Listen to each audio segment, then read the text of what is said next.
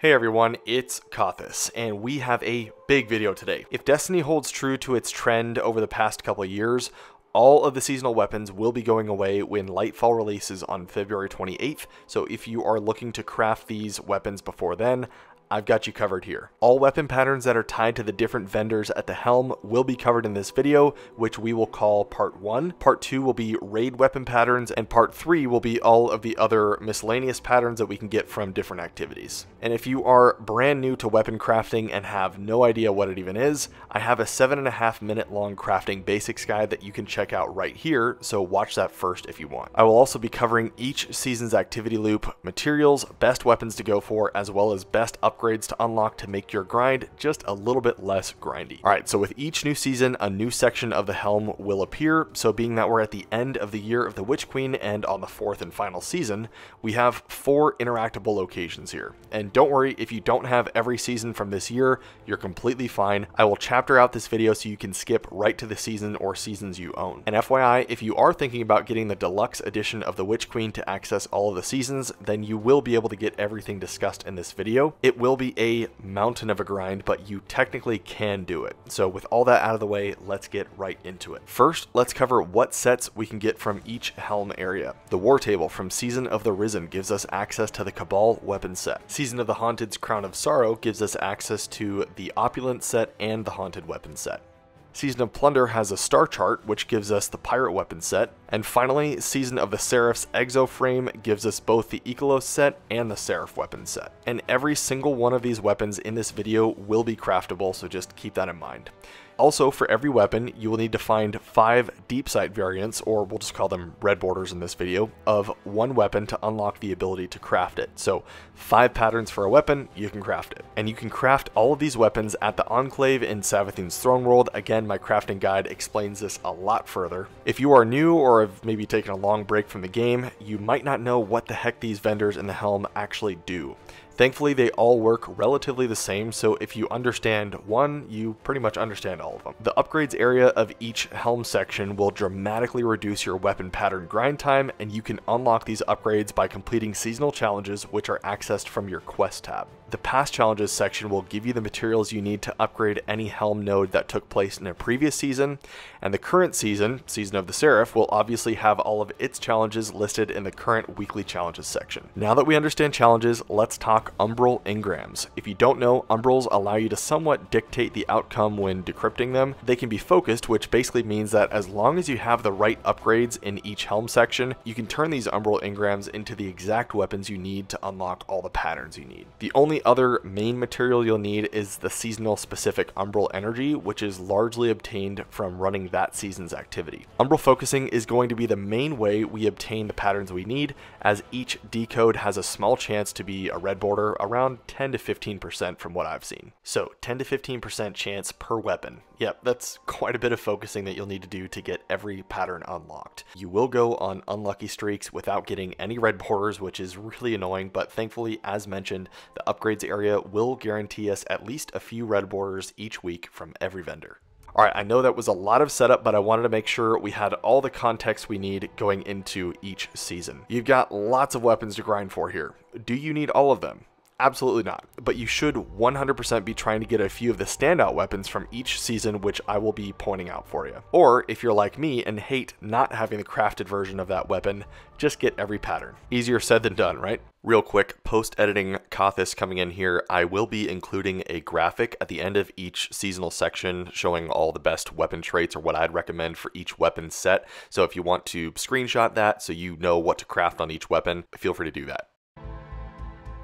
Starting off with Season of the Risen, you'll need to grab the seasonal heirloom from the War Table. It's called the Synaptic Spear. This is what will allow you to passively earn psychogenic intel as you complete any activity. You'll need to then take your psychogenic intel into the PsyOps Battlegrounds playlist, accessed from the helm, where you can spend 500 of this intel to open the extra chest at the end of the activity. This extra chest will drop either a weapon or armor piece from this season, along with Risen Umbral Energy. Weapons dropped from the chest at the end, of course, have a chance to be a red border, which is nice, and you can take your Risen Energy that you get and Umbral Engrams to the War Table to decode them into the weapons that you need, assuming you've got the correct upgrades unlocked.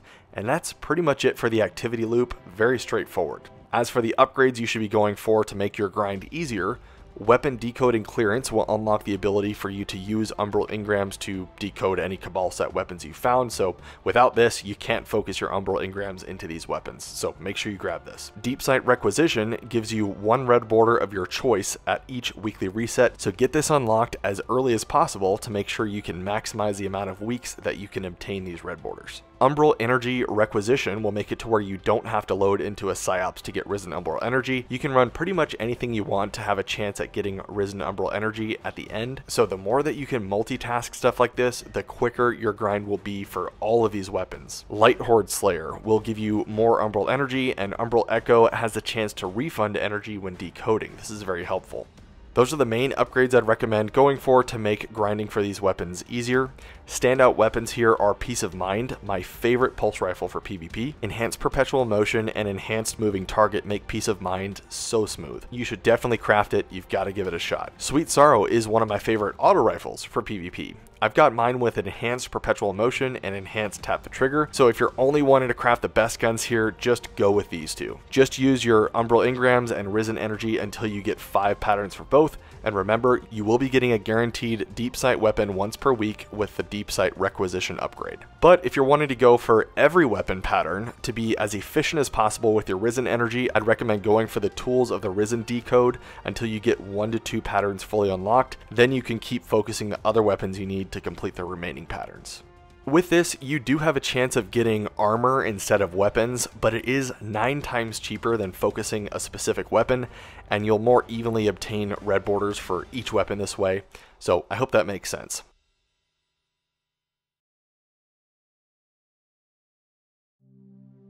There's a bit more going on with Season of the Haunted's activities, but I'll try to explain it as simply as I can. The Crown of Sorrow will give you the seasonal heirloom, the Nightmare Harvester. Picking this up will put it in your quest tab and will allow you to now passively earn Vestiges of Dread while doing most things in the game. Think of this essentially as the same thing as the Synaptic Spear from last season, it's just for a different season now. Take these Vestiges of Dread to the Leviathan, where you'll need to run Nightmare Containment, a 3-round activity in a public space. Once all 3 rounds are completed, you'll have the ability to now spend 500 of these Vestiges of Dread to open the chest at the end. This chest will reward you with Opulent Umbral Energy and Haunted Armor or weapons. If a weapon drops, of course, it can be a chance to be a red border, so you can technically farm this as much as you want as long as you have enough Vestiges of Dread to open the chest at the very end. The chest can also drop Opulent Keys and Bound Presents. Opulent Keys will give you a location on the Leviathan of a hidden chest, which will drop opulent weapons. These, of course, like all the others, have a chance at being a red border. The next item, Bound Presents, is something that you'll need to take into the Sever activity. You can consume these and open up another chest at the very end of the mission, granting you 1 haunted gear piece for each bound presence you turn in, with 5 being the max. So to recap, get your Vestiges of Dread from doing just about anything, then go run some Nightmare Containment, open the chest at the end for 500 Vestiges. If you get an opulent key or bound presence, use those. One thing here, I'd only recommend running the Sever missions if it's your next quest step, or if you have 3 or more bound presence to make it more efficient. You can turn these in at the same time, so there's no need to run 1 mission for every bound presence you get, if that makes sense. Lastly, take all of your opulent Umbral energy and focus your Umbral engrams into the weapons that you need, and that is it for that. I know that was a lot. Let's move on to the upgrade section now, to the Crown of Sorrow. What should you be unlocking? Opulent Deep Sight will guarantee 1 weekly random Deep Sight opulent weapon by opening your first opulent chest of the week. Sever Deep Sight will give you a haunted Deep Sight weapon from using a bound presence at the chest at the end of Sever missions, so now that's 2 guaranteed Deep Sights per week. Focusing Deep Sight will let you focus any opulent or haunted weapon into a guaranteed Deep Sight weapon once per week, so that's 3 red borders we can get every week just at the Crown of Sorrow. Umbral Energy chests will grant opulent energy when opening all chests on the Leviathan. Opulent weapon focusing will allow you to focus specific opulent weapons, and haunted weapon focusing will do the same thing but for haunted weapons. So make sure to grab these to focus the specific opulent and haunted weapons that you need. Once you get those upgrades, you can see how much grind you'll shave off by how many guaranteed ways you can get red borders each week. It's pretty good. Alright, moving on to the weapons. If you're only looking to get the best weapons out of this, here are my recommendations, starting with the opulent set. Just like the war table, you'll want to make sure to get to the point where you can focus these specific weapons to try to get the red border versions of them. Callus Mini Tool should be the priority here. With Incandescent and the right solar subclass setup, this thing will literally melt hordes of enemies. It is the best general add clear weapon to pair with Solar for PvE in the entire game. Just go get it. For PvP, Drang, Beloved, and Austringer can all be considered best in class. Bare minimum, make sure to grab the Drang at least, since sidearms are so lethal in the Crucible right now. Drang is pretty solid. As for the haunted weapons, my personal favorite is my trusty Tears of Contrition. It's a great scout that can be used all the way up to Grandmaster Nightfalls. It's super reliable, and I went with Enhanced Triple Tap and Enhanced Explosive Payload. Hollow Denial is also a really good one to grab because it's the only legendary Void Trace Rifle in the entire game, and it's pretty good. Lots of trait combo options here, so go with whatever you feel is best. If you're hunting for all 10 of these weapons here, you'll want to make sure to use your umbrals on the random weapon focus until you have 1 to 2 opulent weapons and 2 to 3 haunted weapons. Once you get to that point, you can start focusing the specific weapons you have left to obtain the remaining patterns you need.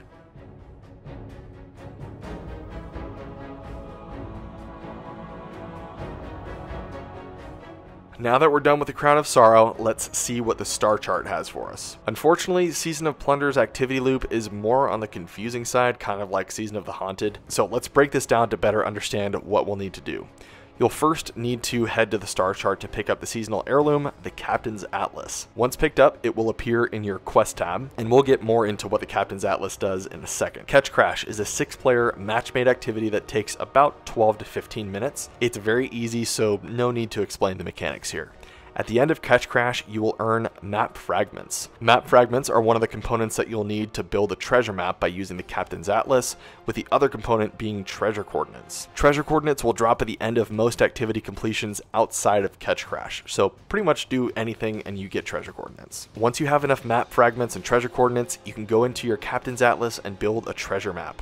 You will be able to make new and better maps as you unlock upgrades at your star chart, but we'll get to that in a second. At its base level though, this Captain's Atlas and building treasure maps is the main way that you'll be obtaining plundered umbral energy, which like the other seasons, it's what you'll need for umbral engram decoding. So what you'll do is you'll take your built treasure map to the expedition activity, a 3-player escort mission. Again, it's really easy, it's just like Catch Crash, so no need to explain the mechanics. However, at the very end, you will be able to use your treasure map to unbury an extra chest, which will reward you with items depending on which treasure map you made. So now that we understand the loop, let's go over the upgrades. What do you need at the star chart? Focused Weapon Spoils is the upgrade that allows you to focus specific weapons, so obviously make sure to grab that one as quickly as you can.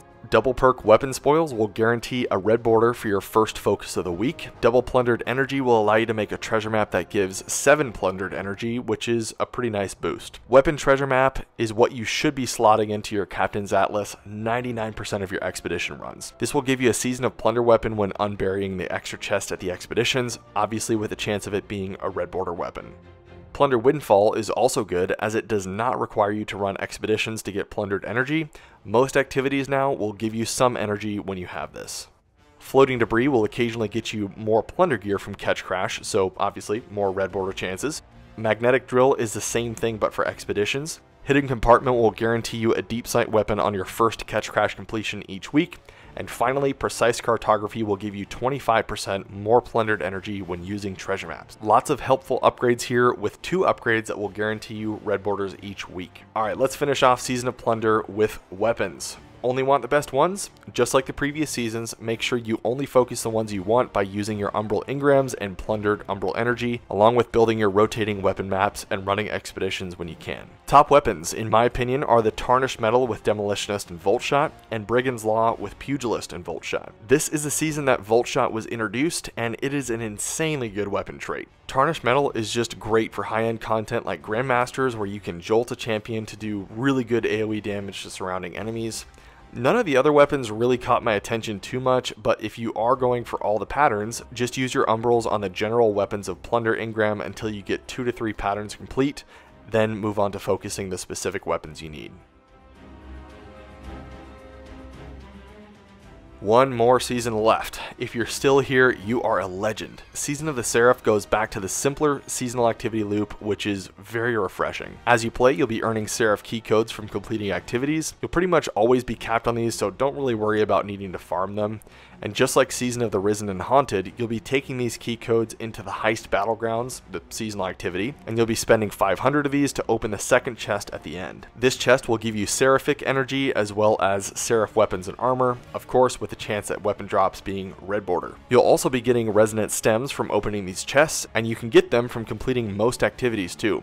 You can actually combine 4 of these stems by using the resonance amp in your inventory, which will give you the location of a Warmind node somewhere in the system. Opening these Warmind nodes will give you a guaranteed Ikelos weapon, so I'd recommend only using your resonance stems for these until you get every Warmind node unlocked. This is definitely the cheapest way to get Ikelos weapons. After this, you can take your Seraphic Umbral energy and your resonant stems, Umbral engrams, to decode Ikelos weapons, and then you can take just Seraphic energy. You do not need resonance stems to decode Seraph weapons.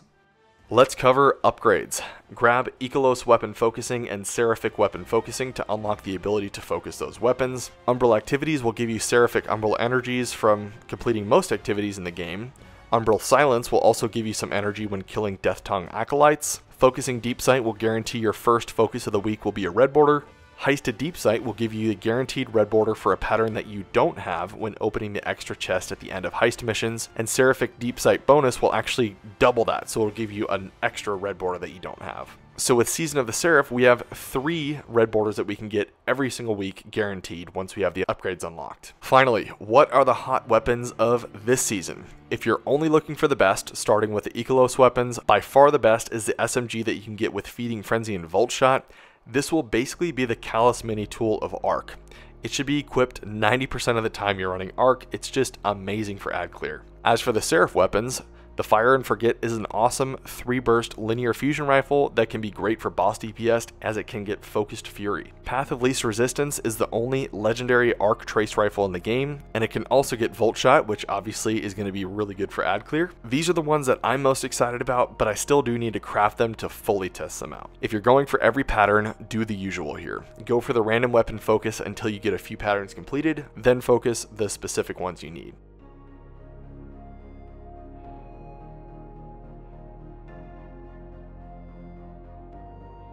Alright everyone, I know that was a lot of information. I actually feel my voice starting to go here, so I'm going to wrap this up. Let's condense it all a bit now that we understand it from a more specific point of view. We'll take a look at it from a 1-paragraph approach. If you're someone that still needs all of these patterns, here's what you should be doing each week. Of course, assuming that you've got all the upgrades that we've discussed in this video so far. So, at the start of each week, make sure you have 4 Umbral engrams and enough Umbral energy from each season so we can actually focus these engrams. Go focus 1 weapon at each area to get your guaranteed red border from each season. Unfortunately, for Season of the Risen, there is no extra guaranteed way to get red borders to drop, so really the only way you can do it is to get that 10 to 15% chance at the end of PsyOps Battlegrounds or decoding at the helm. As for Season of the Haunted, run Nightmare Containment until you find an Opulent key and a Bound Presence. Open the Opulent chest to get your guaranteed red border Opulent weapon, then run a Sever mission and use your Bound Presence to get 1 red border Haunted weapon. Moving on to Season of the Plunder, run 1 Catch Crash to get 1 guaranteed red border Pirate weapon. And finally, for Season of the Seraph, run 1 Heist to get 2 guaranteed red borders that will be for patterns that you have not completed yet when opening the extra chest at the end of the Heist Battleground. And real quick note here, I don't have footage of me getting a red border because we are still early in Season of the Seraph. I do not have these upgrades yet, but you will be able to get them as the weeks progress. Just know that you do have the chance to get a red border at the end of these missions. It's just not guaranteed. It's still that 10 to 15% chance. So that is 9 guaranteed red borders across all seasons that you can get in just about an hour of work each week as long as you have all the upgrades required. Alright everyone, I know that that was a super long video. Thank you so much for sticking around. I just wanted to make sure everyone knew exactly what they needed to do to get the crafted weapons they need. If you still have more questions, please leave me a comment, or of course you can feel free to join the Discord. I have a link in the description for you. I'm happy to answer any questions you have for me there too. Alright everyone, again, thank you for sticking around. I will see you all in the next video.